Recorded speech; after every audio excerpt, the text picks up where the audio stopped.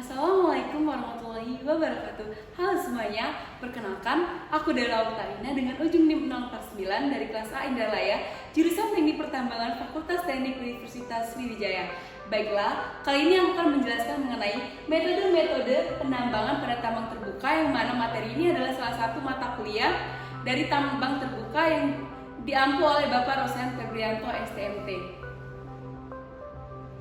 Nah, sebelum itu, apa sih itu penambangan? Penambangan adalah suatu kegiatan pengambilan endapan bahan galian yang bernilai berharga atau bernilai ekonomis, baik secara mekanis maupun secara manual, baik itu di permukaan, di bawah tanah, ataupun di bawah permukaan air. Nah, secara garis besar, metode penambangan pada tambang itu terbagi menjadi tiga.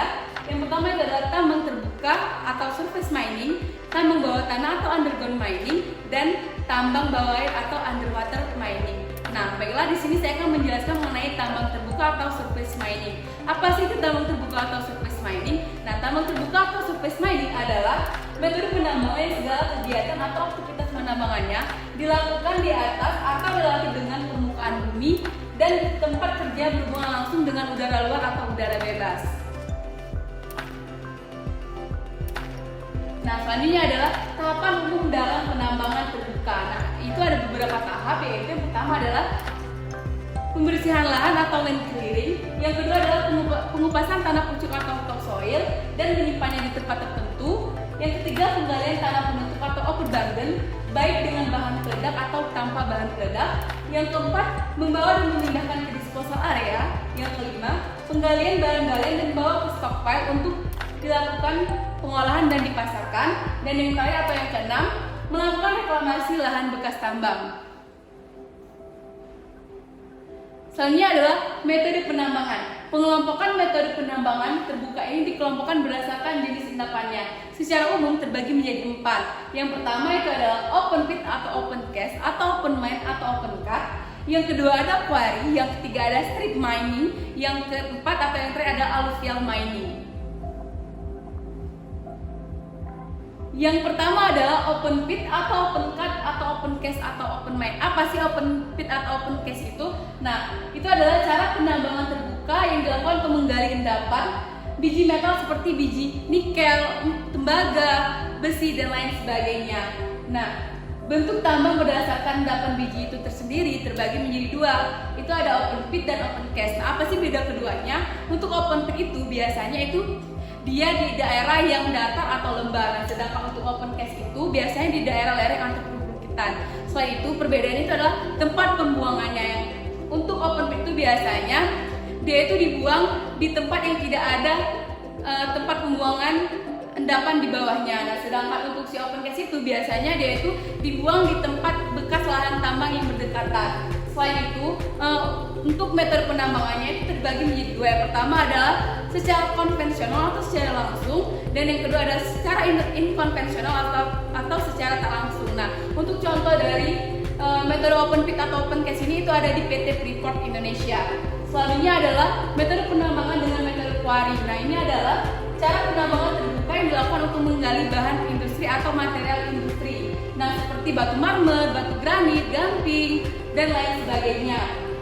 Nah, bentuk tambang berdasarkan letak endapan bahan galian industri ini juga terbagi menjadi dua. Yang pertama itu adalah side hill type, dan yang kedua adalah pit type atau subsurface type. Nah, bedanya untuk side hill type ini itu ada di lereng atau bukit. Nah, sedangkan untuk pit type atau subsurface type ini biasanya itu ada di daerah yang mendatar.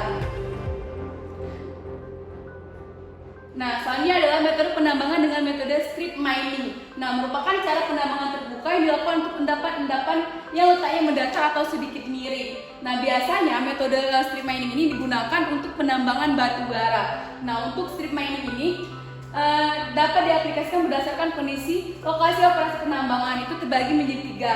Yang pertama ada contour mining, yang kedua ada box cut mining, dan yang terakhir ada area mining. Nah, untuk contour mining ini biasanya itu terkhusus untuk penambangan batu bara yang ada di daerah perbukitan. Nah, sedangkan untuk box cut mining ini biasanya itu dia di daerah mendatar yang tidak ada tempat pembuangannya. Nah, biasanya itu ada area mining. Nah, biasanya metode area mining ini biasanya itu di lokasi horizontal yang di daerah dataran. Nah, selanjutnya adalah aluvial mining. Diterapkan untuk menambang endapan aluvial atau endapan sekunder, misalnya tambang biji timah, pasir besi, emas, dan lain sebagainya. Berdasarkan cara penggaliannya, maka aluvial mine terbagi menjadi 3 macam. Yang pertama itu adalah tambang semprot atau hydraulic, yang kedua adalah penambangan dengan kapal keruk atau dredging atau MDM, dan yang terakhir adalah manual mining method.